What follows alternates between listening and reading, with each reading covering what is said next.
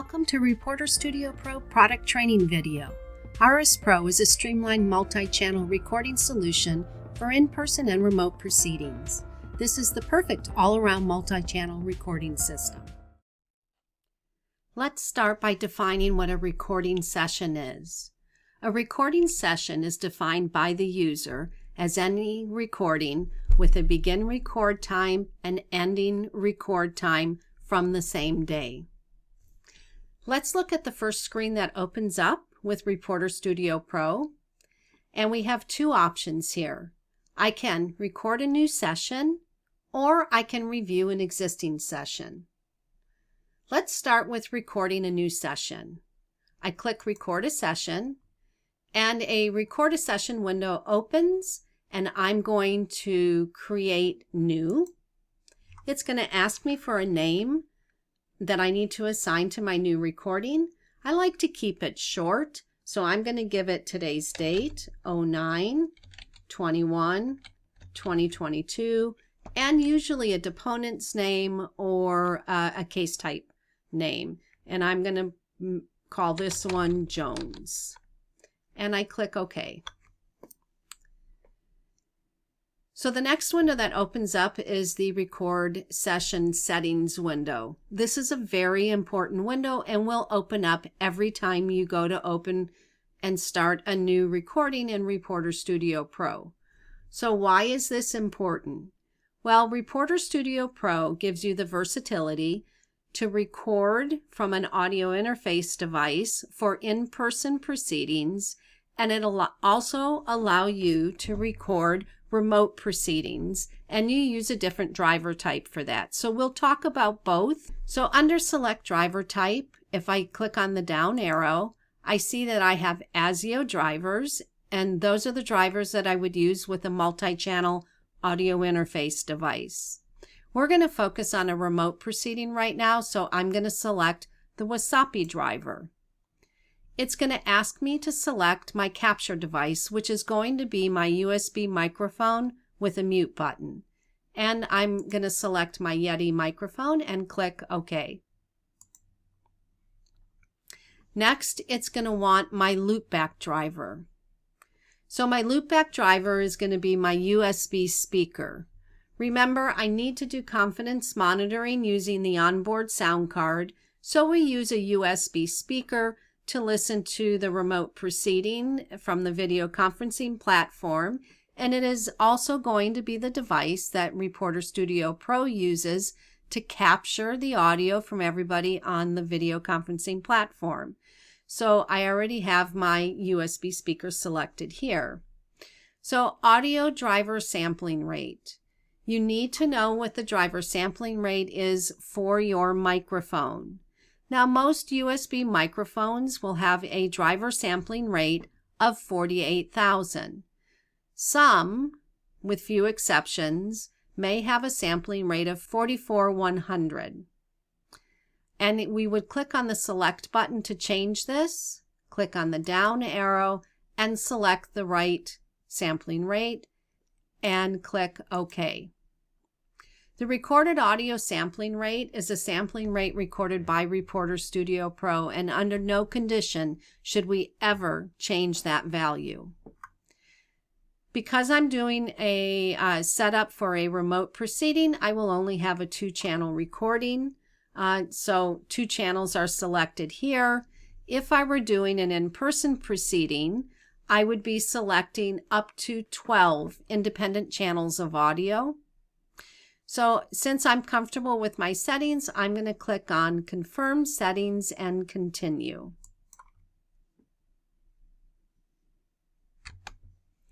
This opens VS Recorder here and VS Player here. So let's talk about these two for a moment. And the best way to explain this is that the recorder is everything live, and the player has everything to do with post-recording, even if post-recording is only 1 second ago. So let's look at the interface and discuss some of the features. So in Recorder, this is where I have my channel meters. And as you can see, I'm speaking into my microphone. I'm coming in on channel 1, and you see the meter activity. That gives me some sense of assurance before I go on the record or before I do a mic check that my equipment is set up properly. For this, it was set up for a remote proceeding. Everybody from the video conferencing platform would be coming in on channel 2 if I were connected to 1. So we have the simple push to record button. I have my record clock here, and these are my annotation input fields. This first one is for the speaker designation. The second one is the event field, so something about what the speaker said. Down below in the player, we have our basic player controls, the annotation table where my annotations will go to when I've completed them. And once I start recording, the player region will populate with the audio and player information, and my recording channels will populate here. So let's start a recording. I simply push this button to start the recording, and we can see that a lot of things have changed. The record button has turned red. I now have a current record time. The player is now populating the audio that is being recorded from VS Recorder, and it's doing this in real time. So you'll see this number, the end session time, continue to grow as the recording continues to get populated into the player. I now have my 2 recording channels that I would use for playback, and I have my very first annotation populated in the annotation table. And it is a system-generated annotation letting me know that the recording was started. We will note that the timestamp associated to this annotation is exactly the same as the session start record time. So let's talk about annotating for a moment. Remember I said that up here in the recorder is where I input my live annotations. And let's add our first one. I'm going to type my name, which is Lisa, and notice that the timestamp was grabbed right here when I typed the letter L in Lisa. And that is the timestamp that will forever be associated to this annotation with the audio. So I'm going to hit my tab key, and now I'm going to type a little something about what I'm saying. So I typed talking about annotations, and when I'm ready to commit this to the annotation table, I hit the Enter key. And we can see that the timestamp, along with the speaker designation and a little bit about what I said, is now populated in the annotation table. And this timestamp is permanently linked to the audio. So creating annotations is a simple process of typing the speaker name, tabbing over to the next field, typing what they said, hitting the Enter key to commit it to the table. But we've actually added some features to make it a little easier for you. So let's talk a little bit about keyboard shortcuts. So keyboard shortcuts are located in File, Runtime Options, Hotkeys. I'm going to move this off to the side so we can focus on the hotkey editor. So the hotkey editor window opened, and we notice it's blank. So if you're using the software for the first time, you're going to want to create your first template. Now, a template is kind of a base setup of your hotkeys, and these are universal. So if I set up a template for depositions, every time I recall that template for depositions, it's going to have my basic hotkeys set up that I created when I made the template. Now, I can add to that, and I'll show you that in a minute. So let's make our first template together. The first thing I'm going to do is type in a name for the template. So this is going to be my deposition template. So I've typed in deposition and I'm going to click on open. This opens the template editing window. So obviously it's blank right now, so we're going to add some hotkeys to it. So I'm going to add one. I click on add. I can add either the control key or the shift key as kind of like a first step to the hotkey, or I can click on this down arrow, select any of the F key options or any combination of these options with the control and the shift key. But for the purpose of this, I'm going to select F1, and this is going to be my cue. Now in the speaker designation field, it's going to put the letter Q in it for me for question. And I want this one to auto tab over to the event field so I'm ready to start typing what the question is. And I'm going to click OK. I'm going to add another hotkey for answer. So again, I'm going to select my hotkey and I'm going to use F2 this time. It's going to have my answer symbol. I want it to auto tab to the event field and click OK. And let's add just one more. So I'm going to click on add one more time. Let's make this one F8. This one is going to be exhibit. I'm going to have it auto tab to the event field for demonstration purposes. And I'm going to put marked and entered. This time I want it to auto submit it to the database. So I check this box and click OK. So now we have 3 hotkeys or keyboard shortcuts in our template. I'm going to close the template editing window, and while deposition template is still displaying here, and if I click this down arrow, it would show me others that I also would have. I'm going to click on the load button. And it has now loaded my basic template into the hotkey editing window. But I may have specific hotkeys that I want to add per job. Perhaps I want to add the attorney's names. Perhaps I want to add some special terminology. If I click on Add from the hotkey editor window, I can add a new hotkey, and let's make this one, let's make it Control J. And this is going to be for the court. And I want it to auto tab to the event field and have it ready for me to type something. I'm going to click OK. So now I've added Control J as the court, but that only stays with this job. I have not edited the template.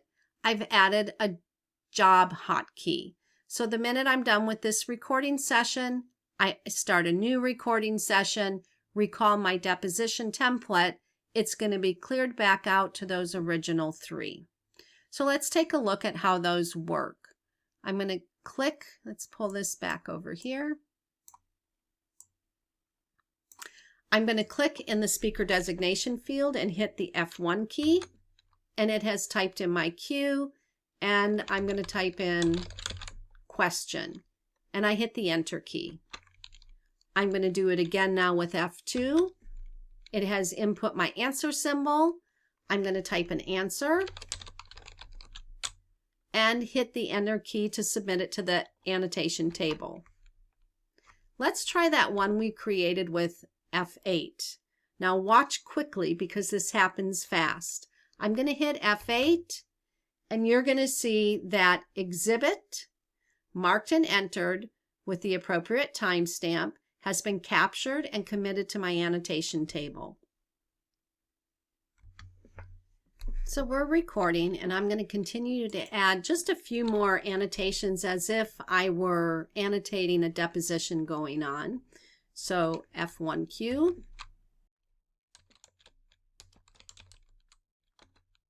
F1, F2A,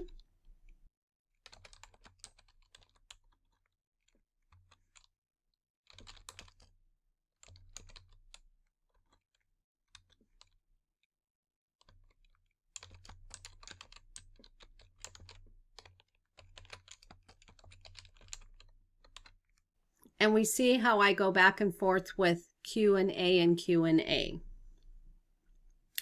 So let's look at the player for a moment and the different ways that we can invoke the audio to play back. Now, this could be because an attorney or somebody requested to have something played back. I could be on a break and I want to go back and listen to some audio. My notes may have been a little slim in that section, or I want to clean up some of my notes so that the transcriber has good notes to produce a transcript from. But there are many, many ways that we can invoke the playback of the audio, and I can do this while recording. I do not have to stop the recording to do this. So the first way to perform a playback, or to play back the recorded audio, is to double click on a timestamp. Let's double click on this exhibit marked and entered and watch what the current playtime control does. And you're going to see that exhibit marked and entered. So you see that that current playtime control jumped to that place in the audio, to that exact timestamp. Now, another way that I can find something in the recording is by clicking and dragging this control. Key. So the minute I'm done with this record, drop it and it'll begin playing. So the hotkey editor window opened and we notice it's blank. And notice every time I want to stop the playback, I just click the play pause button. Another feature we have is this, although it is the current playback time, is also a control. And by clicking in this, I can input a time manually. So I want to go to 3:07:42 and I hit enter, and it's going to jump to that point in the audio. Now, additionally, I can use the up-down arrow to kind of scan through the audio and find what I'm looking for. I may have a general idea where it is, but I want to scan through and listen. So I'm going to start hitting the play button, and I'm going to start by jumping by minutes. So again, up-down arrows, or I can use the up-down arrow keys on my keyboard. Try that one we created as the core down arrow. I want it to auto tab to the event field and click OK. Now, I was scanning through by minutes. Now let's scan through by seconds and see what that looks like. And let's add just one minute count. This one is going to be for purposes. This time, I want it to auto submit it to the database. So this is a perfect feature when you've been requested to do a playback. You have an annotation that gets you to that point, but you need to kind of get just before the question was asked. So you're going to want to queue it up. So I would double click a timestamp, and you're going to see that exhibit marked and entered with the appropriate timestamp. It happens. Now watch quickly. And hit my pause key when I have it queued up to the exact point.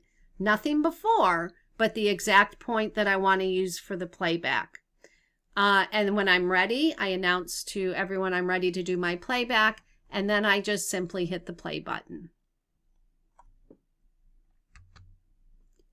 If I were doing a multi-channel recording and I wanted to be very precise on what I was playing back, maybe somebody on a different microphone was shuffling through papers and making some background noise in the recording that I didn't like or didn't want to include in the playback, I could actually mute that channel so that it's not being played back with the rest of the recording channels, and I'm going to have a much better quality playback. So since we've been talking about playback, this is a good time to talk about confidence monitoring. Confidence monitoring actually is playback.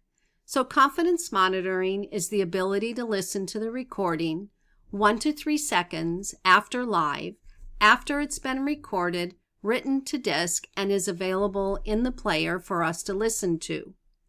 Why do we do confidence monitoring? We do it to ensure that the audio that we're recording is the best quality audio we can capture. Because remember, this audio is going to be turned into a verbatim transcript. It also provides me an opportunity, if there is a problem, to correct it immediately, whether it be somebody speaking too softly or interference on a line or with a microphone. So I can stop it immediately, correct the issue, and then continue with the proceeding. So confidence monitoring is pretty simple in Reporter Studio Pro. Once recording, I simply click on the CM button, which is confidence monitoring. Click on the CM button, which is confidence monitoring. And you're going to see that I'm actually listening to the audio almost real time, but not quite. So I'm going to have a set of headphones plugged into my laptop. I will be actually listening to the confidence monitoring through my headphones so that nobody else is disturbed by it and I don't create any type of a feedback loop in my recording. So if you were paying attention when I was creating my annotations, you saw that I created one that said San Sebastian and I added 2 asterisks there. Well, this leads me into another feature, and that is the search for text feature. So if I right click anywhere in the reporter area and I select search open session and I do a search for the double asterisks and click OK, it's going to highlight the text that it finds the double asterisks. For me, I do this when I want to mark a word that I want to confirm the spelling on at the end of the proceeding. I don't want to have to take the time to write it down on a piece of paper, and I don't want to hold up the attorneys any longer than I have to. So by putting a double asterisk, I'm able to search for it. F3 allows me to find the next, and I continue doing that until I have gotten through all of the words that I needed the confirmed spellings on. So something notable to point out is you will notice that the interface for both the recorder and the player are pretty simple and basic. You don't even see file menu options in the player. You noticed me earlier right-click anywhere in the player to expose the file menus. So everything you see on the interface itself has to do with the live recording. Everything that has to do with post-recording is hidden in the file menus. And I'm going to click out of that. So let's say that I did find out that I wrote San Sebastian wrong and I needed to edit this. I would first need to right-click in the annotation table and allow annotation edits because by default it is in a read-only state. Now that I've clicked to allow the edits, I can right-click on that annotation and I can edit the annotation, and maybe it was San Sebastian Island. And I'm going to remove my double asterisks because I've already confirmed the spelling. And I click OK. And that will now be changed in the annotation table. There are many times when we're typing that we may misstroke and get something in there that we don't want. It could be an entire annotation. I do have the option by selecting an annotation, right-clicking, and I can delete that unwanted annotation to keep my annotations clean for the transcriber. So now we're done with our recording session and we're going to stop the recording, and that's as simple as clicking the recording button again. It's going to ask and confirm that I actually want to stop, and I'm going to say yes.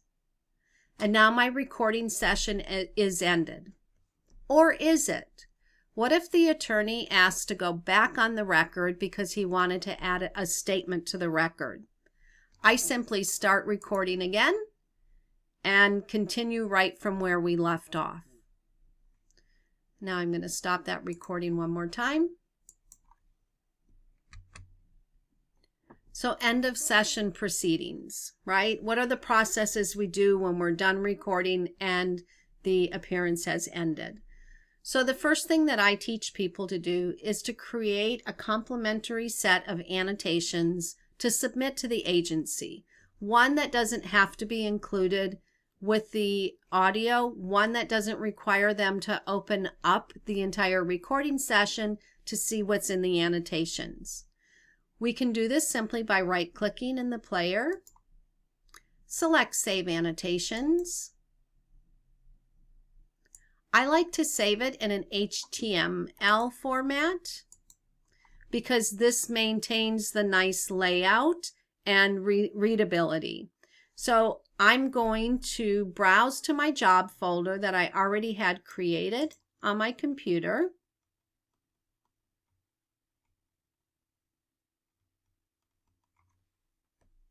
Right here. This is the job that I was doing. It was actually State v. Edwards. I'm going to give my saved annotations, this is kind of a courtesy set of annotations, a name, and I called it 09 21 2022 Jones Depot, and I click OK. This is now in my jobs folder. Now the next thing I'm going to want to do is create a copy of my recording session. I certainly don't want to remove the original version of this recording from my computer, so I'm going to submit a copy to the agency. So once again, I will right-click in the player area. I will select Copy. The copy window opens. I need to browse to the location I want to save the copy to. This again will be my jobs folder. And this is my current job. And I click OK. Now I have to add what segment of time do I want to include in the copy. Typically, we're going to add the entire segment. But if you had a false start or a couple of minutes at the beginning of the recording before they actually went on the record, by inputting a different start time, you can actually eliminate that for your copy. But for the purpose of this demonstration, I will select Add Segment, and I'm going to click Copy. It's going to ask me to give it a name, and I will give it the same name that I gave my annotation file, which is 09/21/2022 Jones Depot, and OK. My progress window opens. This was a very short file, so it copied quite quickly. I get a done, and I click OK. And now I have a copy of this recording in my jobs folder ready for delivery to the client. Now let's look at one more option for copy. So I'm going to right-click, Copy. Let's browse to that same folder again because it's my job folder.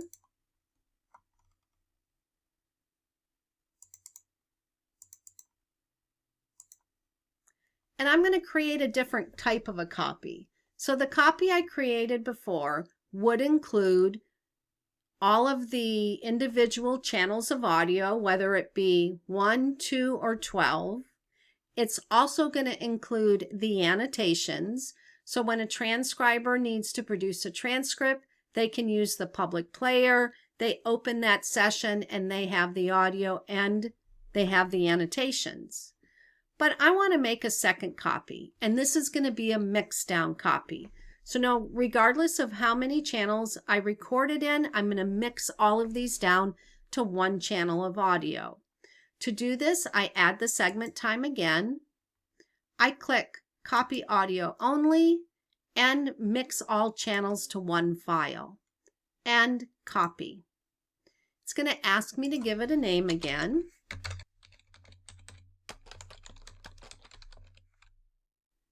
Only this time, I'm going to call it the mix down. and click OK. Now this process takes a little longer, as it's taking all of the channels, mixing them down to one, and then creating the single MP3 file.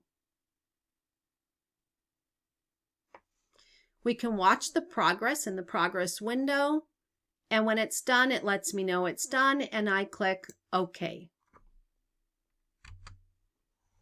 This covers the basics for using Reporter Studio Pro. There are some additional features in there that you will find in the user guide. These pertain to connecting a foot pedal if you were going to use it for transcription, and some other features that really don't have much to do with the recording. But with everything you've learned in this video, you should be ready to record your first job.